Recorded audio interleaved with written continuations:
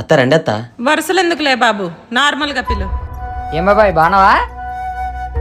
అబ్బో ఊరు మీ అత్త ఇప్పుడు నవ్వదేట్రా? తమ్ముడు తినేస్తారా? తినడానికే కదా వచ్చాం, మేమేమైనా చుట్టరికానికి వచ్చామా? సరే అమ్మా, 2 వడ్డించేస్తాను. కూర్చోండి మామయ్య. ఏంటి మీ ఇంట్లో డైనింగ్ టేబుల్ కూడా లేదా? అసలే నాకు మోకాలు నొప్పులు. సర్లే రండి, ఏం చేస్తాం.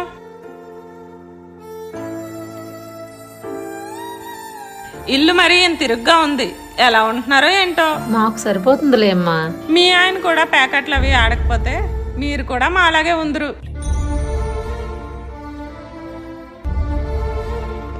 కూలింగే లేదు. అవునులే, వాటర్ కూలింగ్ ఉండాలంటే ముందు ఇంట్లో ఫ్రిడ్జ్ ఉండాలి కదా.